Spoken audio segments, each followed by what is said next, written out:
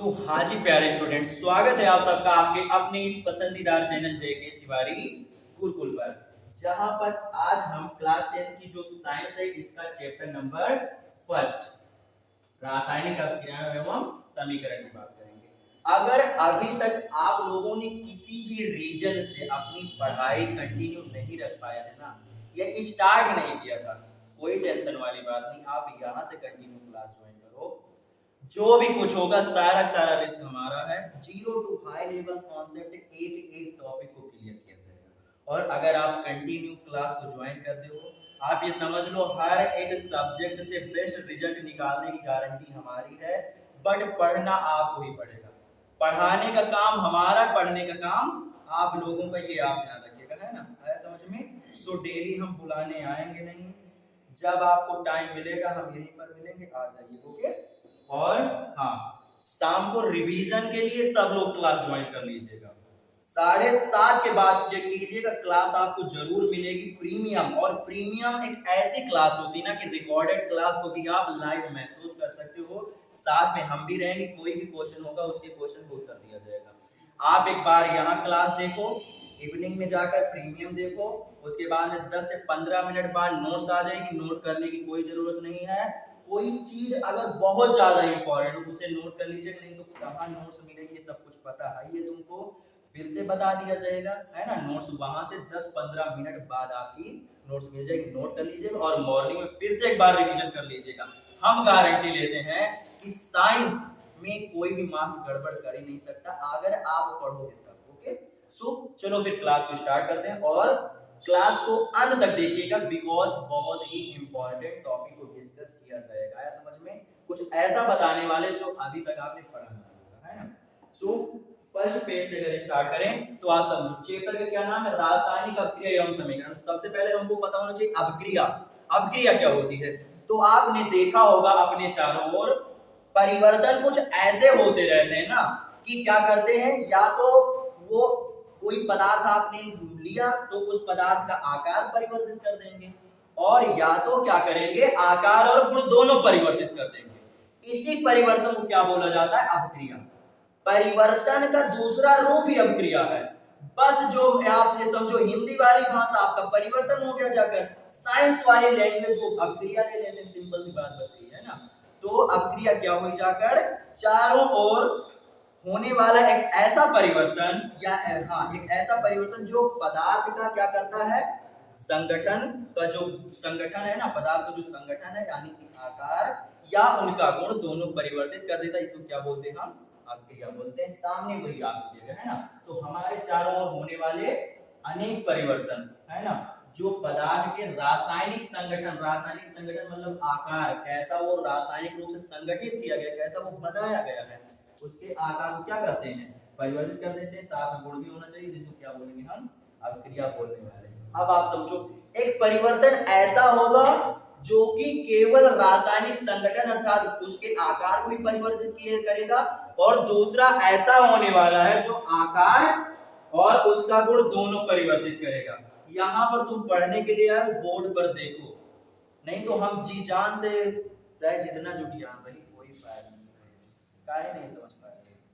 अभी तुमने देखा होगा जब अगर तुम प्रेयर करा रहे होगे, मतलब करा रहे होगे, तब तुमने देखा होगा हम गए हैं मॉर्निंग में 4:30 बजे आए, तब ये तुम्हारी नोट्स हमने प्रिपेयर की है। तो कम से कम इसका कुछ मेहनत तो आप मतलब इसका अदा ही कर दो। अगर तुम्हारा बेहतर रिजल्ट आ गया ना, हम उसी में खुश हो जाएंगे, इसलिए आप इसको पूरा देखो। ओके, है ना? तो क्या होता है, आपको दो तरीके के परिवर्तन मिलते हैं, एक ऐसा जो आकार परिवर्तित करता है, एक ऐसा होता है जो आकार और गुण दोनों परिवर्तित कर देता है। इसका मतलब हम ये बोल सकते हैं कि अभिक्रिया क्या होती है, दो प्रकार की होती है ना। और जो हमने परिवर्तन बताया उसमें देखो एग्जांपल दिया गया है। कागज को आप क्या करो, कागज को आप क्या करो, तोड़ दो, या ग्लास को आप तोड़ दो, या आपका दूध फट जाए, तो उनका क्या आकार और गुण ही तो चेंज हो रहा है, ये सब क्या हो जाएगा, आपका अभिक्रिया हो जाने वाला। सिंपल सी बात है ना। अब आप समझो अभिक्रिया दो प्रकार की होती है ना, एक भौतिक होती है, एक रासायनिक होती है। भौतिक वाले में क्या होता है, केवल रासायनिक संगठन अर्थात गुण मतलब आकार में परिवर्तन होता है। और जो हमारी रासायनिक वाली होती है इसमें आकार और गुण दोनों में परिवर्तन हो जाता है। आया समझ में? चलो चलो देख लिया जाए, वही आगे दिया गया है। तो भौतिक अपक्रिया क्या होती है? वे परिवर्तन जिनमें केवल पदार्थ के रासायनिक संगठन यानी आकार में क्या हो परिवर्तन होता है, क्या कहलाता है? भौतिक अपक्रिया कहलाती है। एग्जांपल की अगर बात करें तो गिलास का टूटना। भाई आपके हाथ में कांच का गिलास है, पहले नंबर तो एक बात ये भी आप समझो, कौन सा गिलास तुमको लेना है। अगर आप स्टील का गिलास अगर गिराओगे तो वो केवल आवाज करेगा, कुछ टूटेगा नहीं। कांच का गिलास आपने लिया, उसको अगर आप कुछ ऊंचाई से एक मजबूत सरफेस पे छोड़ोगे, ठोस सरफेस पे छोड़ोगे तो क्या हो जाएगा? वो टूट जाएगा, है ना। तो आप समझो जब गिलास था तब भी वो कांच था, अभी टूट गया तब भी वो कांच है ना। तो क्या हुआ है? बट पहले गिलास था, अब टुकड़े में हो चुका है ना। तो आकार तो उसका चेंज हो चुका है, लेकिन क्या कुछ चेंज हुआ? नहीं हुआ। तो ये क्या हो जाएगा? भौतिक परिवर्तन में आ जाएगा, भौतिक अपक्रिया में हो जाएगा। बिकॉज परिवर्तन का मतलब अपक्रिया ही है, आपको कंफ्यूज नहीं होना है। कागज, आपने कागज की शीट ले ली, उसको क्या करो? आप फाड़ दो, है ना। कागज का फटना, कागज की शीट लो, उसको फाड़ दो। अभी वो जब टुकड़ों टुकड़ों में हो गया तब भी वो कागज है। इससे पहले जब वो एक शीट थी तब भी वो कागज था, बट पहले शीट थी, अब टुकड़ों में हो गया है, तो आकार उसका बदल गया है, लेकिन गुण अभी भी वही है। तो ये सब आ जाने वाला है आपका भौतिक परिवर्तन। आ जाओ आगे, रासायनिक परिवर्तन में क्या होगा? वे परिवर्तन जिनमें पदार्थ का रासायनिक संगठन यानी आकार व गुण दोनों, है ना, दोनों क्या होते हैं? परिवर्तित होते हैं, उन्हीं को क्या बोलते हैं? रासायनिक अपक्रिया बोलते हैं। जैसे आप समझ सकते हो, हाँ एक बात और समझो, यहाँ पर हमको क्या करना है? यहाँ पर हमको जो भौतिक अपक्रिया होती है या भौतिक परिवर्तन होता है, इसके लिए समीकरण की जरूरत नहीं पड़ती, है ना। भाई तुमने कागज को फाड़ा, इसमें क्या समीकरण दिखाओगे? तुमने ग्लास को तोड़ा, इसमें क्या समीकरण दिखाओगे? लेकिन जो रासायनिक अपक्रिया होती है ना, उसको हम समीकरण के द्वारा प्रदर्शित करते हैं। आया समझ में? तो क्या होता है? इसे रासायनिक समीकरण से प्रदर्शित किया जा सकता है। आया समझ में? अब आप देख सकते हो, अगर दूध बाई चांस फट गया तो समझो, दूध जब पेवर दूध होता है तो वो लिक्विड फॉर्म में होता है और थोड़ा मीठा होता है, लेकिन जब फट जाता है तो क्या हो जाता है? दही बन जाता है। और दही कैसी होती है? खट्टी होती है, और प्लस में थोड़ा थक्का थक्का हो जाता है ना, यानी जम जाता है, सॉलिड अवस्था में आ जाता है। तो यहाँ पर आकार भी चेंज हो रहा है, गुण भी चेंज हो रहा है। उसके बाद किसी भी वस्तु का जलना, है ना। अब हमारे पास माचिस और कागज नहीं तो अभी तुमको हम डायरेक्ट प्रैक्टिकल करके दिखा देते, है ना। नहीं तो ऐसे आप इमेजिन कर सकते हो, तुमने कागज लिया, उस कागज में आग लगा दो, वो कागज जल गया। अब पहले वो कागज की शीट थी, है ना, और अब राख बन गई है। तो शीट से राख यानी वो क्या हो गया? बुरादा बन गया, जाकर आकार भी चेंज हुआ। बट पहले क्या था? वो कागज था, अब राख बन गया, गुण भी तो चेंज हो गया, है ना। सिंपल सी बात है। तो क्या हो जाएगा? ये सब आपको क्या हो जाता है? रासायनिक अपक्रिया या रासायनिक परिवर्तन कहलाता है। और यहाँ पर आप देखो, केवल कागज ही नहीं, कोई भी चीज जले, कोई भी चीज जले, वो हमारा रासायनिक अपक्रिया में याद है, क्योंकि जलने के बाद उसका आकार और गुण दोनों चेंज हो जाने वाला है। क्यों? क्योंकि वस्तु जलने के बाद में राख ही बनती है ना। हम लोग भी tata bye bye goodbye हो जाएंगे अगर आग लगा दिया जाए तो, है ना। तो कोई भी चीज जले वो रासायनिक परिवर्तन में ही है। आगे आ जाओ, आगे आ जाओ। अभी जब हमने तुमको बताया कि हम रासायनिक अपक्रिया को रासायनिक समीकरण से प्रदर्शित कर सकते हो, तो आपसे कभी ये तो पता होना चाहिए क्या है रासायनिक समीकरण। तो आप समझो क्या है कि समझो, जब रासायनिक अपक्रिया होती है तो उसमें कुछ पदार्थ भाग लेते हैं, और जो पदार्थ भाग लेते हैं उनको क्या बोलते हैं? अभिकारक बोलते हैं। और फिर भाग जो लिए हुए हैं उनमें जब अपक्रिया होगी, उनमें जब परिवर्तन होगा, बदलाव होगा, तो कुछ जाकर बनेगा, और जो बनता है उसको क्या बोलते हैं? उत्पाद बोलते हैं। आया समझ में? और इन्हीं अभिकारक और उत्पाद को क्या करो आप? सूत्र के द्वारा एक समीकरण के फॉर्म में लिख दो, उसी को क्या बोल देंगे हम? रासायनिक समीकरण बोल देंगे। थ्योरी तुम्हारे सामने लिखी है, अपनी भाषा में हम समझा रहे हैं। एक एक वर्ड को मत पकड़ने की कोशिश कीजिएगा, ऐसा समझ, मतलब वही हुआ जाकर, ऐसा समझ में। तो किसी भी रासायनिक अपक्रिया में भाग लेने वाले अभिकारक तथा प्राप्त होने वाले उत्पाद को सूत्रों के द्वारा रासायनिक समीकरण के फॉर्म, मतलब समीकरण के फॉर्म में लिखना ही क्या कहलाता है? हमारा रासायनिक समीकरण कहलाता है। चाहे आप लिखना बोलो या प्रदर्शित करना बोलो, तो बात तो वही हुई जाकर ना। ये हुआ। जैसे यहाँ पर हमारे पास एक एग्जांपल दिया गया, क्या दिया गया? मैग्नीशियम धातु ऑक्सीजन से अपक्रिया करके क्या करती है? मैग्नीशियम ऑक्साइड का निर्माण करती है। अब आप समझो इसमें क्या बताया? मैग्नीशियम धातु और मैग्नीशियम धातु को Mg से प्रदर्शित करते हैं, और ऑक्सीजन, है ना, और ऑक्सीजन। तो मैग्नीशियम धातु और ऑक्सीजन ये दोनों क्या कर रहे हैं, मिल रहे हैं, अर्थात ये अभिक्रिया ले रहे हैं भाग, तो ये क्या हो जाएंगे, आपके अभिकारक हो जाएंगे। क्या बना रहे हैं, मैग्नीशियम ऑक्साइड। तो मैग्नीशियम ऑक्साइड बन रहा है ना, प्राप्त हो रहा है, इसलिए वो क्या हो जाएगा, हमारा उत्पाद हो जाने वाला है। तो आप समझो कैसे हम यहाँ पर क्या करेंगे, तो अभिकारक और उत्पाद को क्या करो, आप दोनों सब सूत्रों में दिखा दो। तो जो मैग्नीशियम का सूत्र होता है वो क्या होता है, Mg होता है। ऑक्सीजन तो समझो, जो ऑक्सीजन O होता है वो होता है ऑक्सीजन तत्व, लेकिन यहाँ पर हम जला रहे हैं ना मैग्नीशियम को, तो जलने में ऑक्सीजन गैस यूज होती, ना कि ऑक्सीजन तत्व, ये ध्यान रखिएगा। तो यहाँ पर हम सिंपल O नहीं क्या करेंगे, O2 लेने वाले हैं। एक एक पॉइंट का डिस्कशन कर रहे हैं, क्यों यही होता है, तो ये नहीं होता, वो सब कुछ बताया जा रहा है, समझ में। तो आप समझो, हमको लेना है ऑक्सीजन गैस। अब आप ऐसे भी O2 लिख सकते हो, ऑक्सीजन गैस हो गया, नहीं तो गैस के लिए एक हम बना देते हैं क्या, तीर का निशान, ये भी हो सकता है। धातु के लिए क्या होता है, सॉलिड, धातु के लिए सॉलिड अर्थात आप ऐसे यूज कर सकते हो, ऐसे भी लिख सकते हो, और नहीं तो ये लिख दो, थोड़ा और एडवांस लेवल हो जाएगा भाई, सोने पर सुहागा वाला काम अच्छे से भी अच्छा, सिंपल सी बात है ना। तो MgS यानी ये सॉलिड है, और O2 क्या है, ये गैस है, ये दोनों मिल रहे हैं ना, तो क्या बना रहे हैं, मैग्नीशियम ऑक्साइड, है ना, और ये मैग्नीशियम ऑक्साइड का चूर्ण बनता है, आया समझ में। तो ये हो जाएगा। बट अब आप समझो, ये क्या, ये बैलेंस नहीं है, बैलेंस करना पड़ेगा हमको। बैलेंस कैसे होगा, तो आप समझो, इधर ऑक्सीजन का क्या है, एक अणु है ना, हमको क्या, सॉरी दो अणु है, इधर क्या है, एक ही है, तो दो बनाने के लिए आप क्या करो, आगे दो से मल्टीप्लाई कर दो, है ना। जब आप गुणा कर दोगे, जब आप गुणा कर दोगे तो क्या हो जाएगा, इधर मैग्नीशियम का भी दो अणु हो गए, मैग्नीशियम के इधर दो करने के लिए क्या करो, आगे से दो से मल्टीप्लाई कर दो, ये अब क्रिया क्या हो गई, बैलेंस हो गई। अब एक बात आप समझो, जब हम अभिकारक और उत्पाद को समीकरण के फॉर्म में लिखते हैं तो इसको बोलते हैं रासायनिक समीकरण, लेकिन उसी रासायनिक समीकरण को जब संतुलित कर दिया जाता है, अर्थात अभिकारक का जो द्रव्यमान है और जो उत्पाद का द्रव्यमान, ये दोनों क्या हो, बराबर हो। आप देख सकते हो यहाँ पर मैग्नीशियम के दो अणु, इधर भी मैग्नीशियम के दो अणु, इधर ऑक्सीजन के दो अणु, इधर भी ऑक्सीजन के दो अणु, आया समझ में। तो जब द्रव्यमान क्या होता है, बराबर होता है, तो इसको क्या बोलते हैं, संतुलित रासायनिक समीकरण। संतुलित का मतलब क्या हुआ, बराबर, यानी बराबर हो गया, है ना, आया समझ में।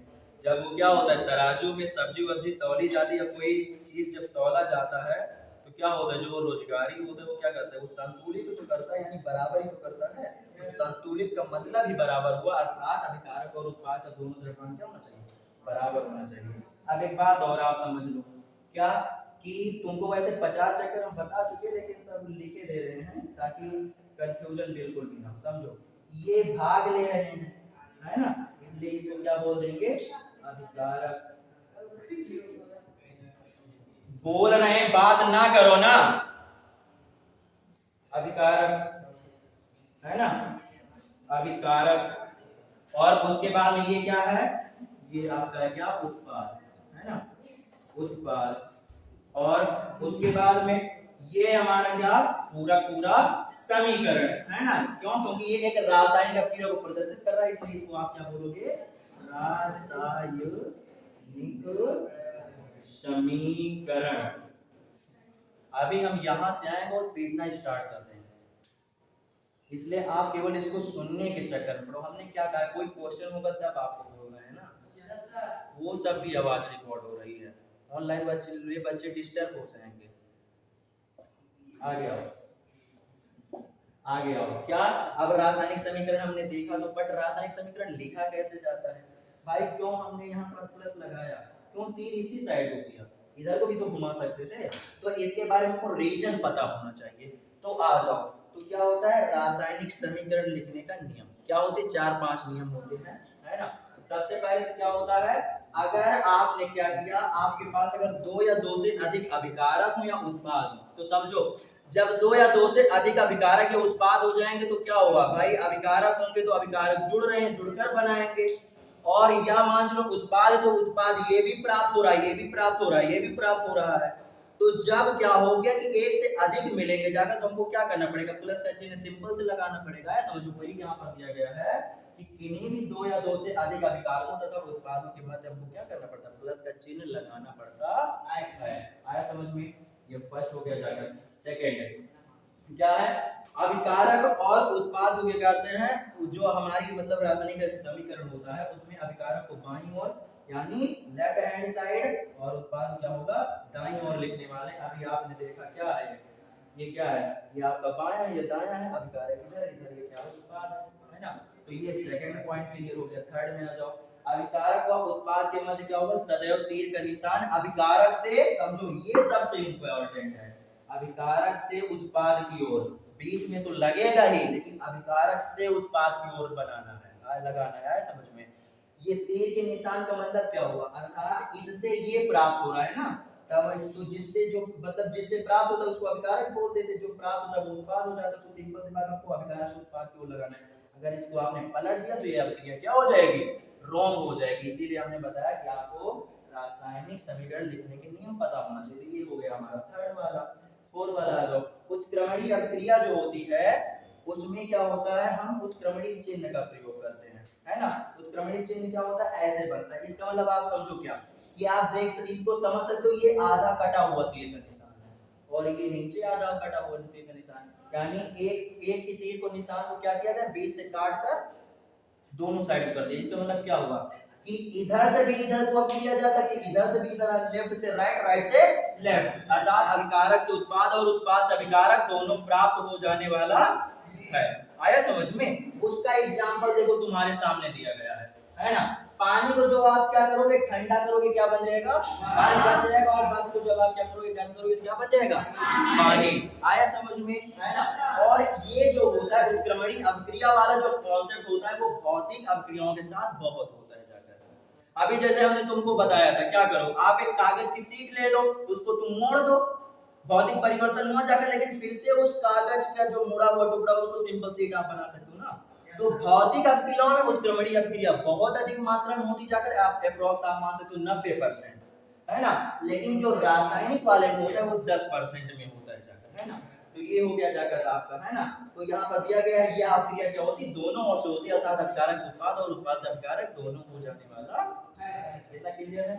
आगे आ जाओ, पांचवा पॉइंट, चौथा क्लियर हो गया, पांचवा अभिकारक के, है ना, अभिकारक के उत्प्रेरक को तीर के निशान के ऊपर और उत्पाद को तीर के निशान के नीचे लिखा जाता है। ये हमने आपको कल बताया था, इधर ही देखो क्लियर कर देते हैं, है ना।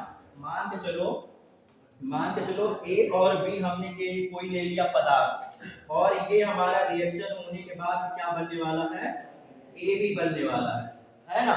तो उत्प्रेरक क्या करता है, प्रेरित कर देता है, अर्थात अभिक्रिया की स्पीड को बढ़ा देता है। तो उसको आप ऊपर लिखोगे उत्प्रेरक, है ना। और उसके बाद में क्या होता है, मंदक। मंदक क्या करता है, इस अभिक्रिया की स्पीड को कम कर देता है। तो आप समझो, कम करने का मतलब नीचे को तुमको दबाया जाएगा, और जब नीचे को दबाया जाएगा तो आप मंदक को क्या करोगे, नीचे दिखने वाले को, बताओ आया समझ में। और उत्प्रेरक मतलब प्रेरित कर देना था तुमको, और ऊपर खींच लेना, इसलिए आप क्या करोगे, उत्प्रेरक के लिए आप ऊपर लिखोगे। सिंपल से अगर गांव वाली भाषा में उदाहरण की बात करें, तो जब आप घर में दीदी के कारण पीटे जाते हो, बाई चांस मार ना खाने वाले हो, और मम्मी तब भी गांज दे किसी गलती के कारण, तो वहां पर दीदी आपकी उत्प्रेरक हो जाएंगी, क्योंकि उन्होंने मारा नहीं है तुमको, बल्कि कुछ ऐसी बातें बोली कि माता जी प्रेरित हो गई और उनके गुस्सा आ गया, ले बेटा, बड़ा एक चाटा मामला बन गवा जाएगा, है ना। लेकिन बाई चांस मंदक के बात किया जाए, पापा तुमका मारे वाले हुए, तो पापा के मारे के समय मम्मी की वजह से जब तुम बच जा तो हो जाए मंदक वाला, मतलब मम्मी मंदक के काम कर रही है, अर्थात पापा के गुस्सा पूरा शांत कह रहा है, कूल हो जाइएगा, है ना। तो ये हो गया जाकर, है समझ, ये मंदक का काम, इतना है समझ में। आगे आ जाओ, आप आगे आ जाओ। आप क्या दिया गया, अब समझो, हमने अभी तक रासायनिक अभिक्रिया सीख ली, भौतिक अभिक्रिया सीख ली, लिखना सीख लिया, रासायनिक समीकरण सीख लिया, सब कुछ सीख लिया। इसके बाद में हम देखेंगे संतुलित रासायनिक समीकरण क्या होता है ना। तो अभी चिल्लाकर हमने 50 चक्कर बताया, अगर अभिकारक और उत्पाद के द्रव्यमान दोनों बराबर हो तो क्या हो जाएगा आपका, वही समीकरण संतुलित रासायनिक समीकरण हो जाने वाला। इतना क्लियर है? ठीक है। तो आप चलो एक लिख देते हैं इसी बात पर, है ना। मैं नीचे वाला ही लिख दिया जाए, चलो मैग्नीशियम वाला ही लिख दिया जाए, नहीं चलो सोडियम वाला लेते हैं, थोड़ा अलग ले लिया जाए। Na प्लस में Cl2 है ना, शांत रहो, M है ना, तो Na प्लस में Cl2 और एरो क्या हो जाएगा NaCl। NaCl क्यों NaCl ही बनेगा, ये तो पता ही होगा ना, इस पर नेगेटिव का चार्ज माइनस का 1 होगा, इस पर क्या होगा प्लस का होगा, है ना, यानी ऐसा पोजीशन होने वाला Na+1 और Cl-1। जब संख्या एक जैसी होती तो इसको नहीं लिखते, डायरेक्ट क्या हो जाएगा आपका आयन ही आ जाने वाला है। आया समझ में, तो यहाँ पर क्या आ जाएगा डायरेक्ट आपका NaCl आ जाने वाला है, यहाँ पर आ जाएगा NaCl। अब आप समझो बैलेंस करोगे, इधर क्लोरीन का 2 अणु, इधर क्लोरीन का क्या है एक ही अणु है, तो 2 करने के लिए 2 से आप क्या करो मल्टीप्लाई करो, है ना, और उसके बाद में इधर से आप क्या करो सोडियम भी 2 हो गया तो उससे आप मल्टीप्लाई कर दो, बस हो जाने वाला है आपका, हो जाएगा। अब आप यहाँ पर एक बात और, अगर इसका द्रव्यमान हम बराबर करना चाहें तो आप देख सकते हो, समझो सोडियम का जो द्रव्यमान होता है, परमाणु द्रव्यमान होता है 23।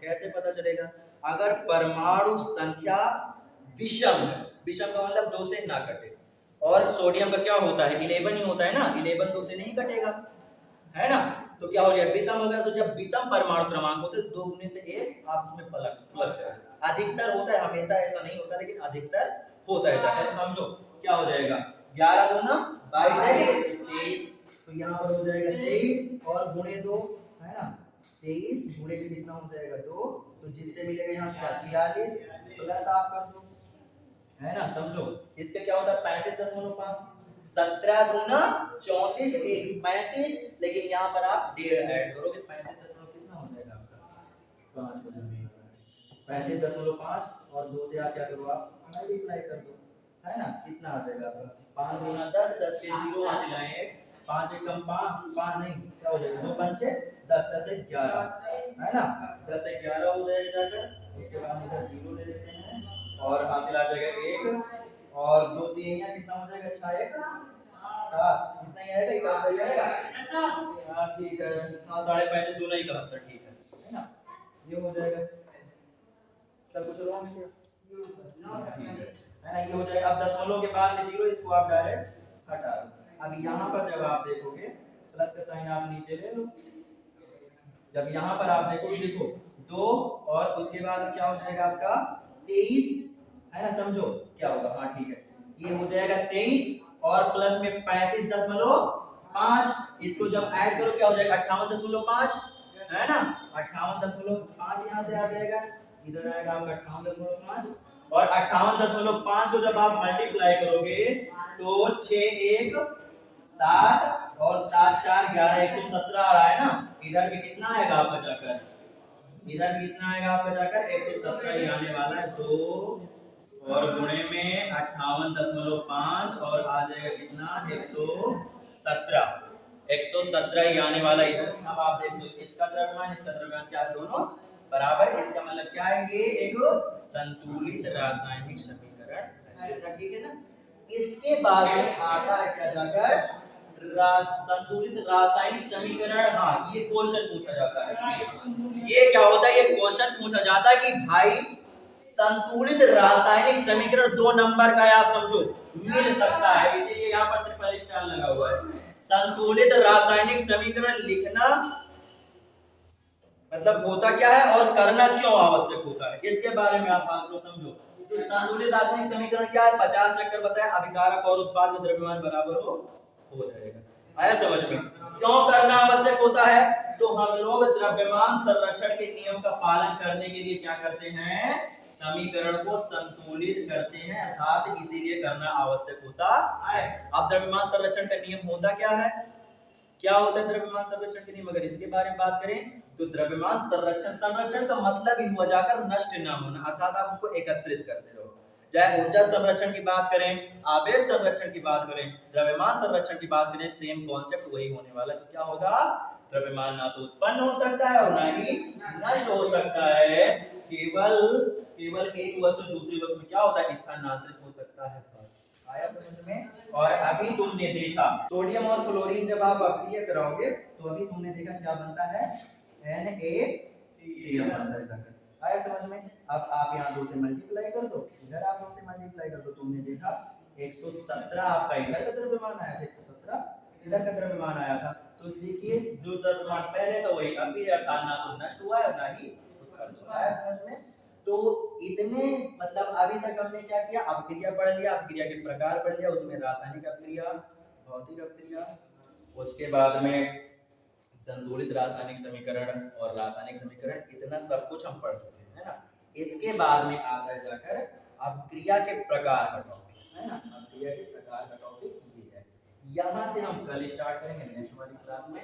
आज की क्लास हम यहीं तक रखते हैं, फिर कल मिला जाएगा यहाँ से आगे वाले टॉपिकों के साथ। ओके, है ना। Bye bye students.